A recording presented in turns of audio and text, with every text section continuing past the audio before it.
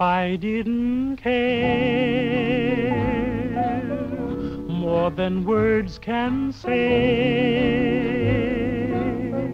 if I didn't care,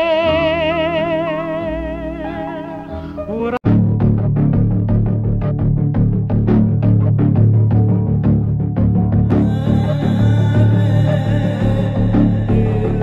Hello, I'm Lynn Samuel, and today I'm interviewing Oliver Colville, who is Member of Parliament for Plymouth, Sutton and Devonport.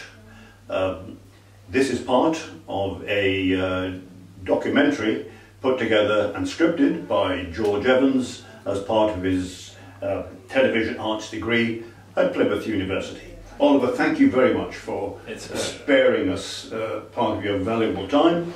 I'd like to lead off with one or two topical questions. The first being, why do you think David Cameron took such an enormous risk in calling a referendum on the UK's membership of the EU?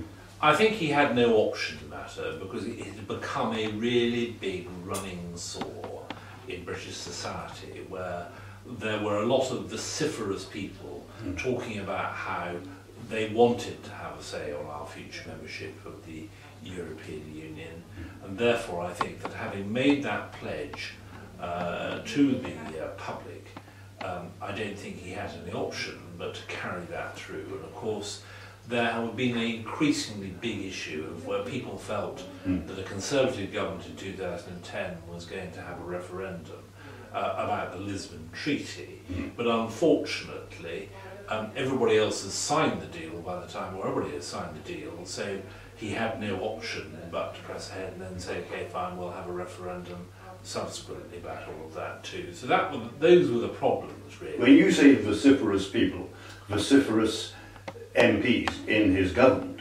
or the public at large? This was before we got elected in 2010, right. When there was the referendum, when there was the signing of the Lisbon Treaty. You may remember Gordon Brown went and signed it, I do, but did it completely away from anybody else as well, because he was rather ashamed to actually go and do it. And so therefore, I think that by the time we came to power, the coalition government came to power, there was no choice but to actually go ahead with it, but to make a pledge in the run-up to the 2015 election that we would end up by having a referendum and ask the British people as to what they felt. And one of the really big issues, I would argue, is that governments have a tendency, or have a reputation, for not delivering upon what they said. But this was such a fundamental issue, I don't think he had any option, and I was very supportive of him having that referendum too. But do you think that, having set store by his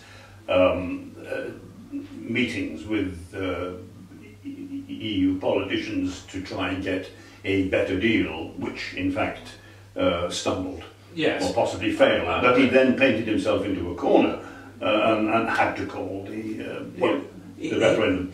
He'd already announced that he was going to do the referendum, so therefore he went and talked then to the European partners in the place, and I don't think he had any choice. And there were some things which he ended up by getting out of it, in all fairness, about benefits and EU nationals being able to claim on those benefits as well. But it wasn't perceived to be strong enough to an awful lot of people. So I don't think he had, whilst I think he did his level best to try and negotiate it, obviously the British public decided that they weren't happy with that, and duly the Brexit campaign, if I may say so, was quite well organised and very, and able to deliver upon their messages. And if I have one criticism of it, I don't think that the Remain campaign talked enough about some of the positive benefits that were happening. It seemed that those of us on the Remain campaign were permanently on the back foot. So what you're saying effectively is that it was an inevitable process that led up to it, but do you think that by nature he was a gambler? No, people have said that, but I don't think he is a gambler. I don't know whether he's a gambler or not. I'd be quite wrong for me to say that. But do I think that he had no choice as to how this went? And I don't think anybody thought, even on the even on the Get Out campaign, Yes. they felt that they were always going to win this. It was a foregone conclusion. Yes. I think it's quite interesting to look here in Plymouth that I would argue that in places like Peveril and Compton, which is a bit more of a middle class kind of area, Yes. they voted just about to remain in. Yes. Secondly, though, those people who, and obviously around Drake, where there's a large student population, they voted to remain in. But then, if you go down to Devonport, or for that matter into Efford, Yes. they voted fundamentally to come out. So Right. those people who don't perhaps have the, who aren't as qualified, Yes. and have the academic qualifications, decided that they felt that actually we should come out, and that was where I think we found the issue. And even remember, Nigel Farage on the night, when it was the early stages of it, Yes. said, I don't think we've done enough in order to win this. And then I had to say, we'd rather have to eat his own words from his point of view, Yes, and actually yes. then admit that actually they had been able to win it. As a Remainer, Yeah. to wrap this question up, do you still think that it was calamitous?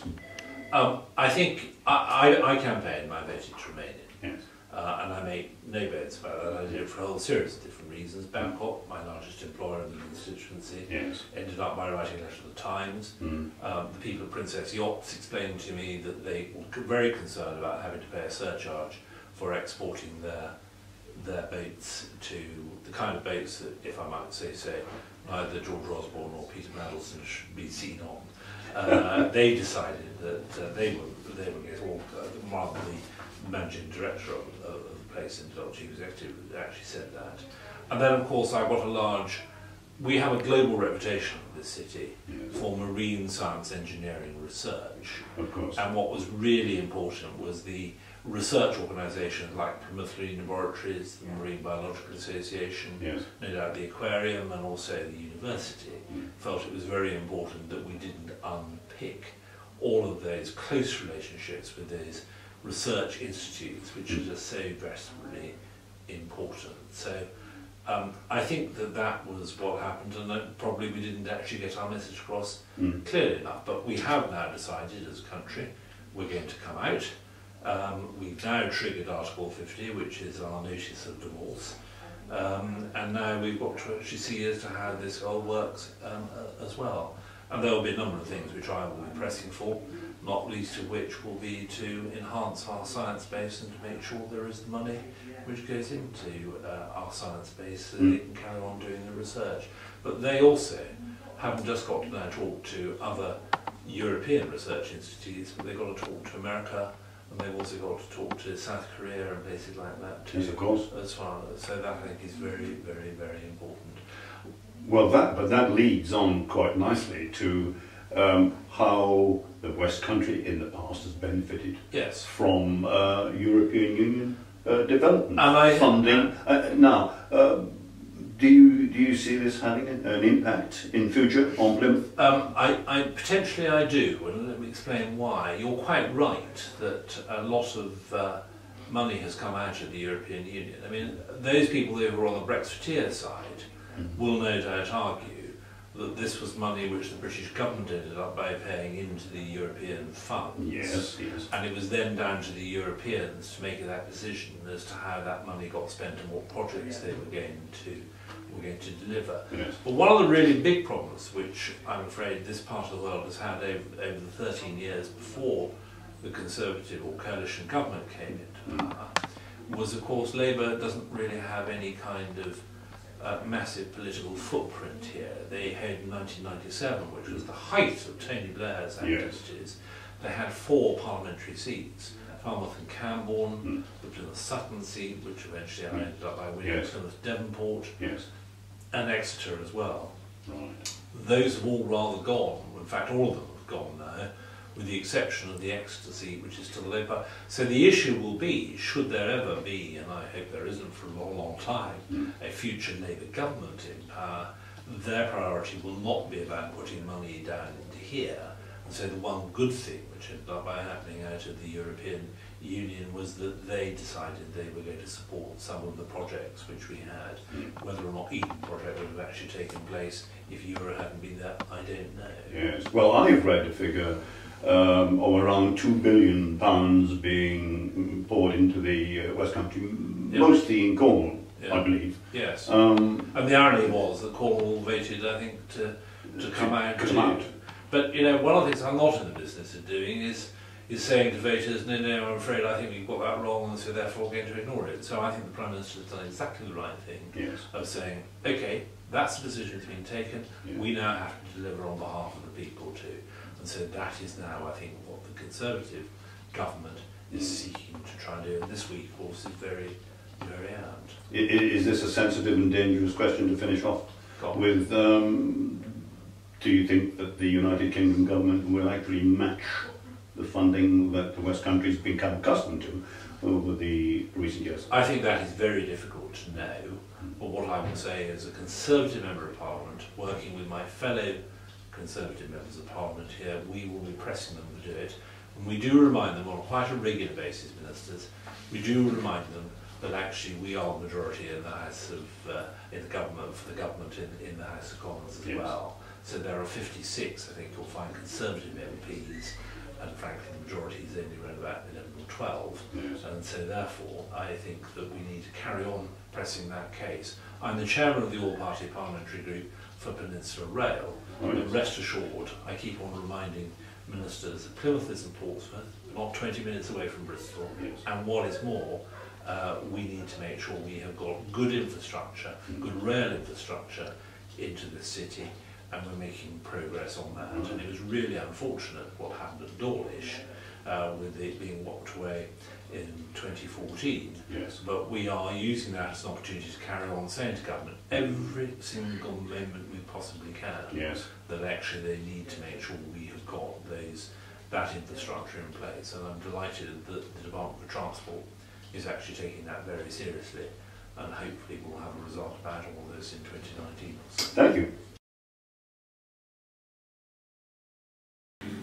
Why do you think David Cameron took such an enormous gamble on calling a referendum on leaving the European Union? I think he did that because he was afeard, to use a good Scots term, afraid of what the UKIP might do to his party, along with the fact that he has a small, vocal and highly vociferous right wing who are clearly very keen on Brexit. The West Country will lose EU development funding after Brexit. How do you think this will affect Plymouth as a city? I think the way that people voted for, shall we say, rather spurious reasons, being taken in by a bus with a lie printed on its side, will have profound effects. For the West Country in its total, I think it will be bad, because the money that we would expect through European grants that has done so much to help infrastructure and education in the southwest, particularly Devon and Cornwall, a lot of that will disappear. If a government in the future is determined to balance the books, they have to save money, and that means the southwest, with almost currently total Tory domination, means that they can get away with it. And that effect on Plymouth will be profound because it's the largest economic driver in the area.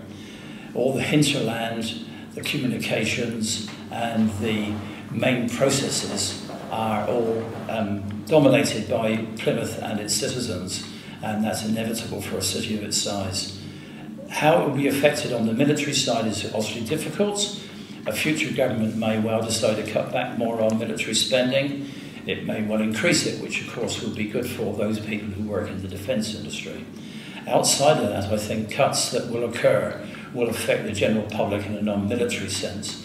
And those are the areas that do concern me most, because we have an ageing population, we have a large rise in the birth rate in the last 10, 15 years, and all these cost society a lot of money. They need to be funded properly, and we need to have proper infrastructure and proper thinking to make sure that those issues are dealt with properly. Care in the community has now become a big issue. The NHS is under enormous pressure, And the people who work in that area now are, in my view, being taken advantage of because of the workload they have to suffer and the amount of stress. None of that is good for the populace, and it's not good for the people that we employ through our taxes. Fine. Okay, why did David Cameron take such enormous gamble in leaving the European Union? Mounting political pressure from the people to see where we wanted to be. Yeah. And it was a Sake of democracy, of course. Yeah, the final decision. Yeah, so it was the right decision in a way that the majority of the people wanted it. We'll see how that pans out over the next few years. So. Yeah, it might take a while for to recover from the backlash. To stand alone. Should be decent. Plus the value of the pound is pretty much plummeted. Currency, I mean, that's just a short-term sort of spike or like, you know, a decrease. From someone who studies economics, how do you feel about Brexit from your point of view? Personally, honestly, I think it was decent because us being part of the EU didn't do too well after 2008, and we were just getting mixed up in debt and other things like that, and it was aiding other countries, and it was maybe a little bit time for us to leave. Yes, so. And that's one opinion. Yeah. Same question, but from someone who studies media. What was the question again? The second question?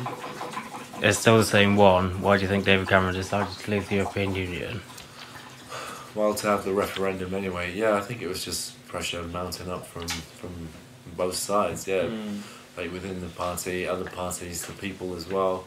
So you have to give in, don't you? If there's enough pressure in the political sort of world. Yeah, exactly. You have to say like, okay, this is now the people, give a people's hope. And plus the amount of the way the EU was going as well. Yeah, so people weren't really happy with the demands being made by the EU. So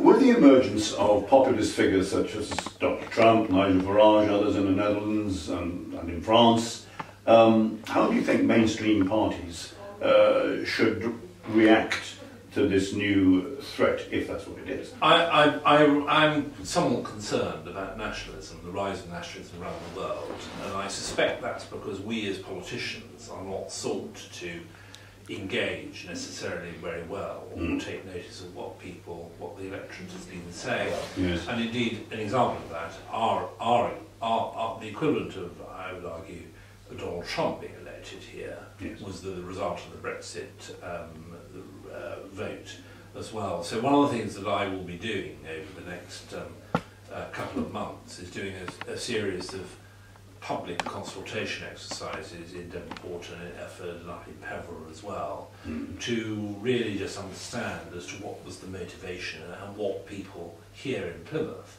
want to feel that they want to see happen.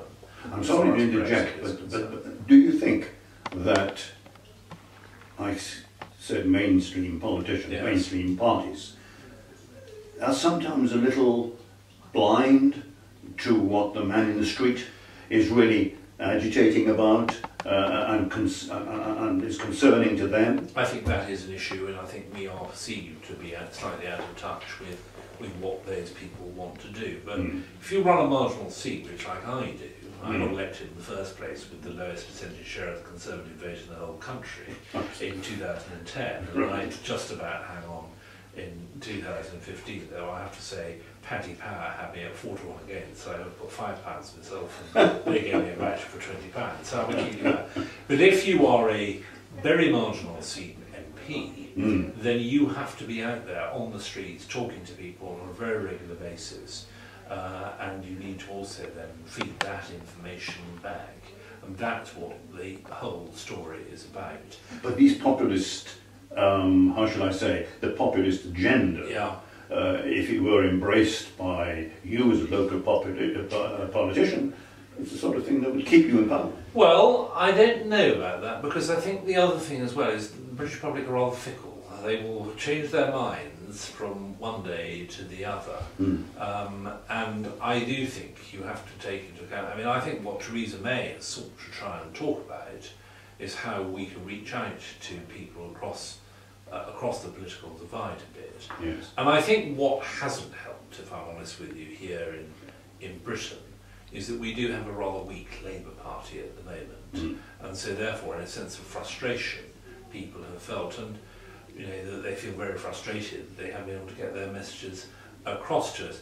I am here as re-elected as the underdog in that campaign, because UKIP ended up by taking votes away from the Labour Party.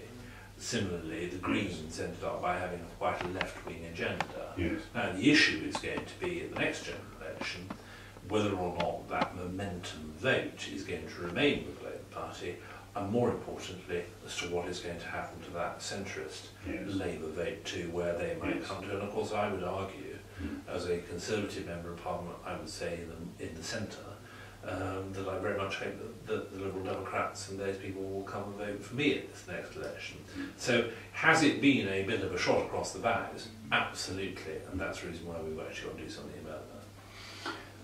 Well, there are lots of other supplementary questions I could ask you, but we have to press on.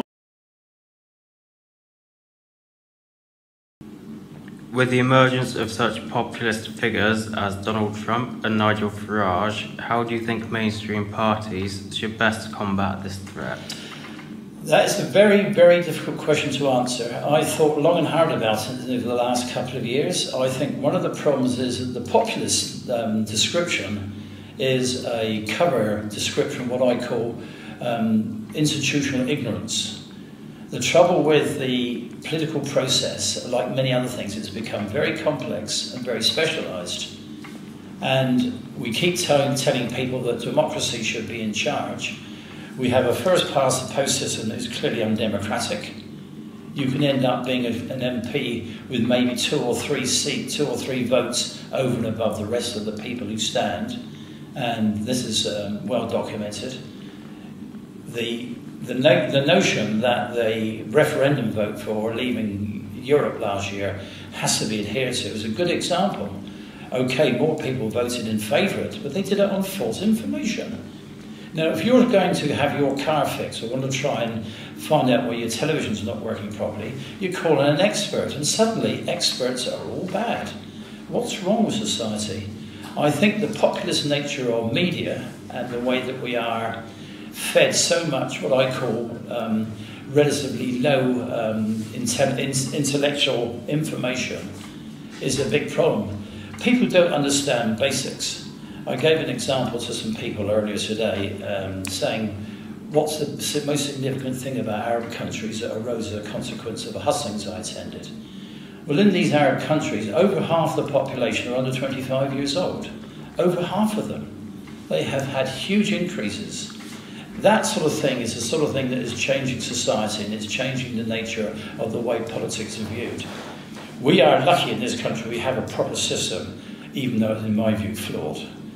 How that's addressed, I personally think that there should be much more emphasis on encouraging people during their education years to understand the nature of politics, philosophy and what have you, so they get the chance to learn how to think beyond the stupid, silly headlines that we get from the mass media and some of the right-wing press.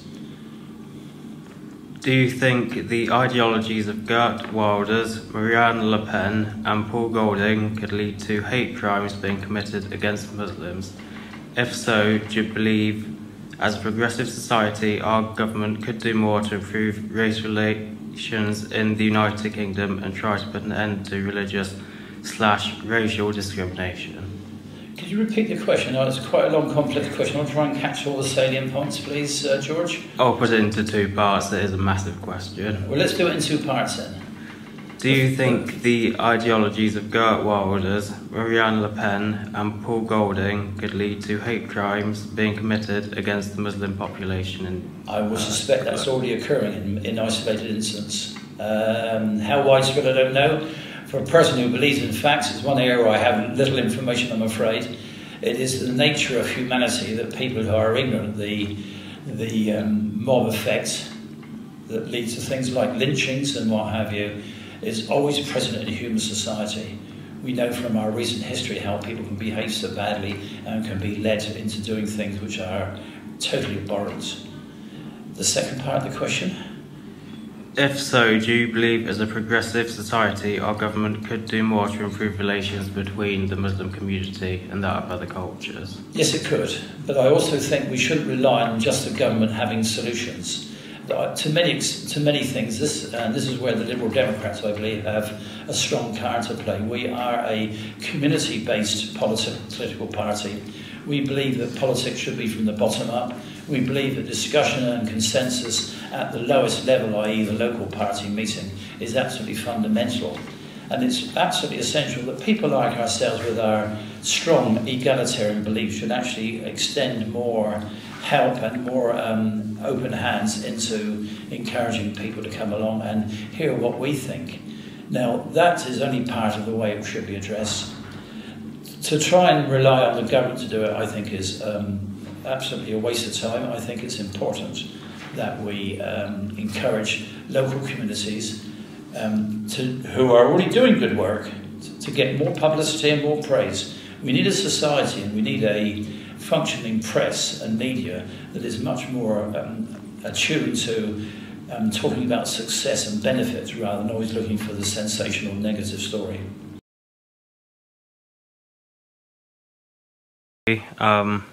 Pretty much, what do you guys think of Donald Trump and Nigel Farage and their populist message? And their populist slash nationalist message. Right, okay. I'm still in shock that Trump's now the president of the United States. Hoorah.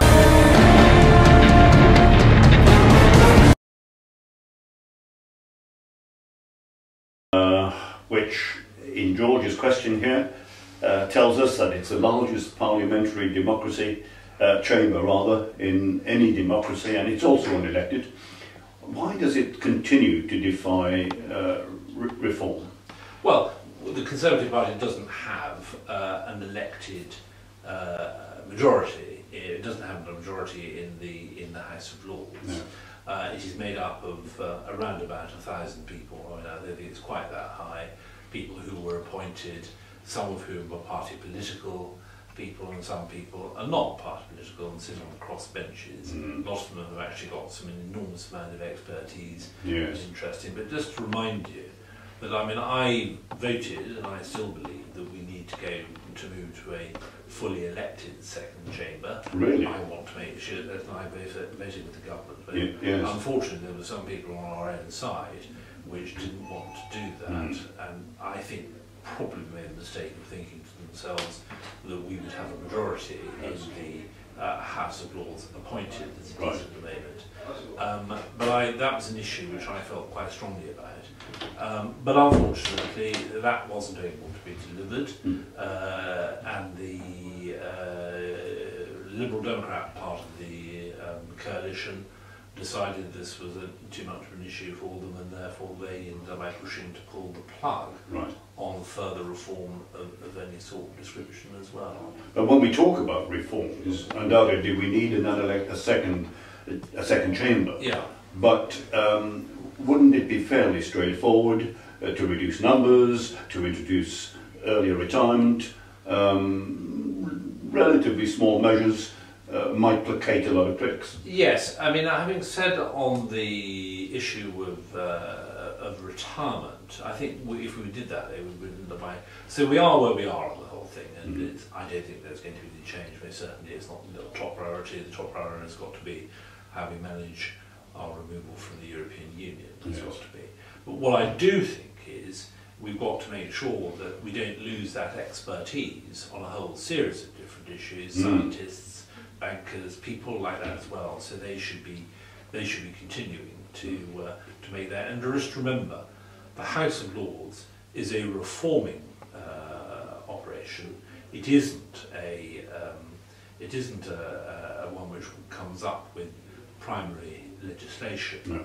They are there to inspect and to reform the wording which is put down in the bills as well, and then send it back to us for our approval at it as well. So that's the job which it's got to do. It's as I say, it's a reforming operation. and yet Theresa May seems to have adopted recently a very, how shall I put it, strong position by going to the House and sitting down amongst them, which is, I gather, the first time that had been done for many years.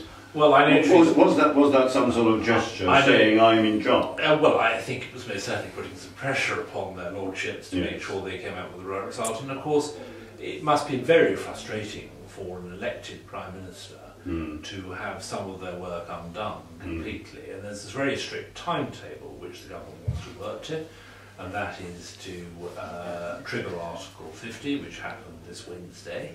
And what her job, therefore, has got to do is to try and make sure she keeps the focus for what the people have ended up by saying on track. The other people, of course, who play a significant part, of course, in our constitution are the judges. And my argument is that if we in the House of Commons, and ultimately the House of Lords as well, don't end up by writing the law properly, Yes. then quite rightly say the judges intervene, they then have a look at it and they say, no, we don't feel you got it right. If that is the case, then what we need to do is we need to review that legislation to make sure it is doing what we want it to actually do and not give any kind of flexibility to that. So that's an issue. So there's always going to be a tension between the Houses of Parliament, the House of Lords, and also, of course, the judges as well, and that is important. Thank you.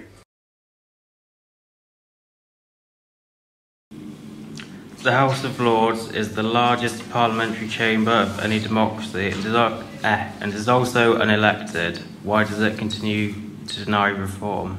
Let me go to a little analogy. The government of the day in the late 1890s decided we would go decimal.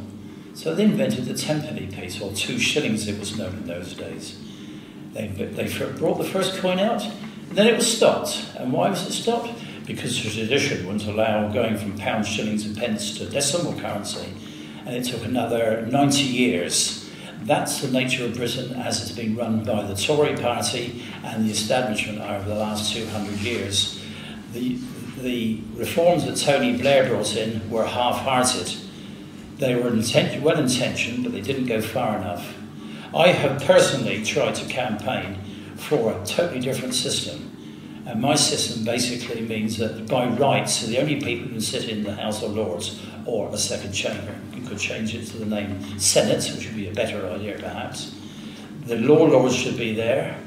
If you want to keep the Church of England as an established church, then the bishops should be there. Apart from that, all the other people who become lords, for want of a better term, or senators, would have to be done through some election process. And rather than being a first past the post from the general public, I think it should be a different system. It should be a system based on expertise and taking advantage of the powerful institutions in Britain. For example, the Royal College of Surgeons should have a seat. The motoring organisation should have a seat. People involved in the environment should have a seat, and so on. But those sorts of radical ideas are always knocked back. The House of Lords now, bizarrely, because there's so many non-Tory people in this seat, in the House, are actually, for once, doing a good job in the sense that they're scrutinising properly some very poorly drafted legislation, and although they can't stop most of it, they are producing enough of a scrutiny to actually send it back to the Commons where they have to think it out properly. That's a good thing. And that's the sort of thing that any reform should take into account, that you've got expertise across the country. For example, my own discipline, which is in scientific glass manufacture, people like myself have no representation whatsoever in any form whatsoever, and yet our skills are as vital to the country as nuclear scientists. The House of Lords is the largest parliamentary chamber. Why do you think it continues to deny reform? No comment. Actually, I don't know really why you'd think you would. But I can't say really. I mean, Can you repeat the question? Interview him, yeah. Yeah, why does the House of Lords continue to deny reform despite being unelected for so many years? I'm not sure. I thought I was going to say. Well, I was going to say like power hungry, maybe, or just like. Well, not biased. Well, not the word's horrible, corrupt or something.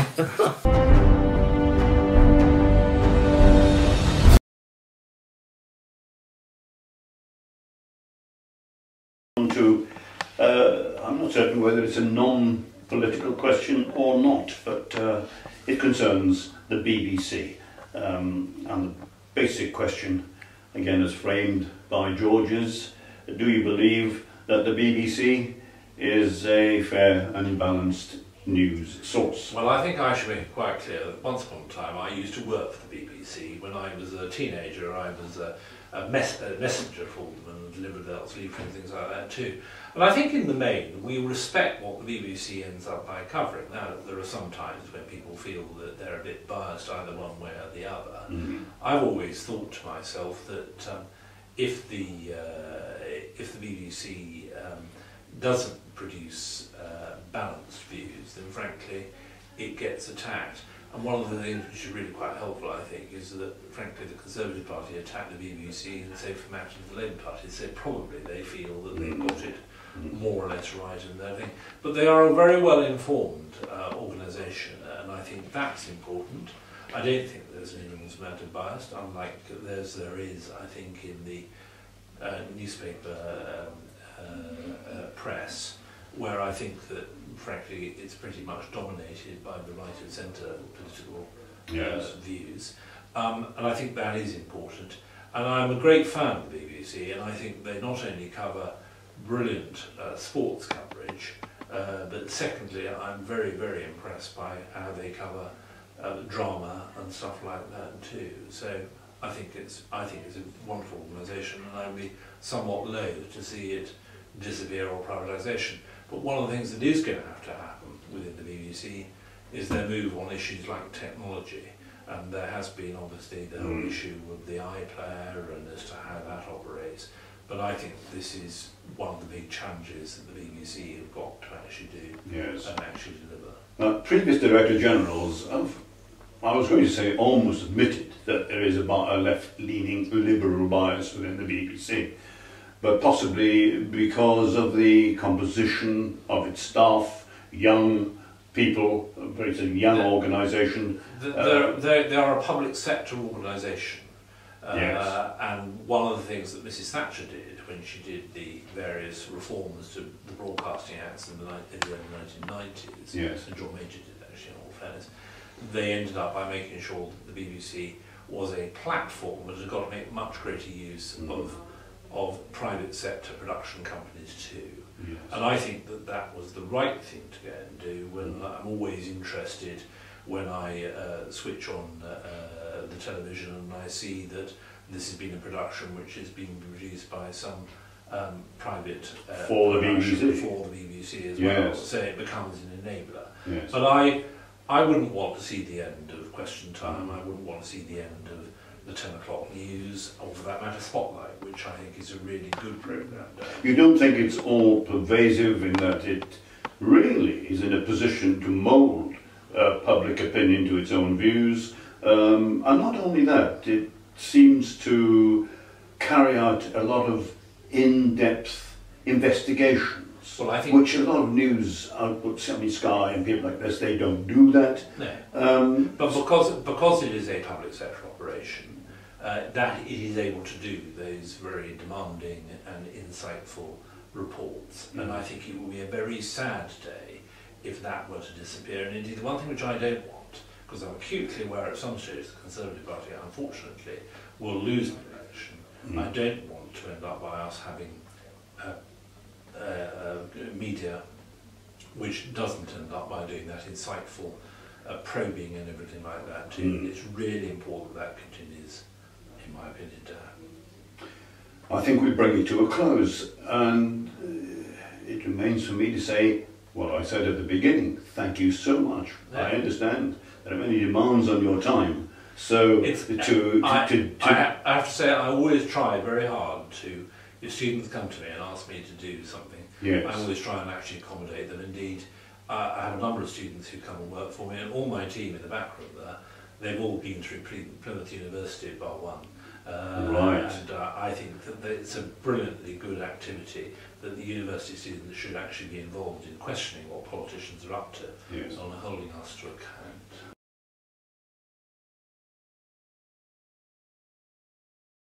Do you believe that ITV and the BBC could do more to remain neutral when covering certain topics in news reports and at the Yeah, session? that's a lovely question because it's so subjective, isn't it? Could do more. Of course, we can all do more.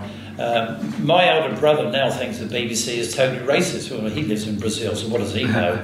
I actually think the BBC, to which I almost exclusively watch and listen, does by and large a fair job. I believe also the ITV channels, and certainly things like Channel 4 News are pretty good at what they do, and they do try and put two sides. But all of them, BBC, ITV and etc., are all unfortunately very inclined to go for the sensationalist story to the exclusion of the mainstream. It's just the nature of people. We all like a bit of excitement in our lives. I think that should be confined to things like Line of Duty, where it's good quality fiction, well acted. And in reality, we need to have a much more open and sensible approach to things. Okay, that's the end of the questions, but I'm just going to add one more. Okay. Do you think Marine Le Pen will win the French election? I do not. And I hope she doesn't. She represents a media and what's the right term for it when you try and make something look better than it really is. They try to dress up a nasty philosophy into a nice, cuddly, acceptable product. That's like feeding your children glass inside a nice piece of wrapping. Sorry, doesn't work. She doesn't work. She's bad for France, she's bad for Europe, she's bad for all of us because she represents what I call a nasty negative view of society. Just one last thing. On Europe, I was born in 1947. I've had the great good fortune to live all these years in a society where we've never had to worry about fighting our nearest neighbours. And whenever I go to Europe, I always think, what a wonderful place to live. And when I come back to Britain, I think, what a wonderful country we live in. We should be glad and grateful for it. And we should spend less time in knocking it down for the sake of a little bit of silly ideology. Thank you very much. My dreams, they gotta kiss me 'cause I don't get sleep, no. Windmill, windmill for the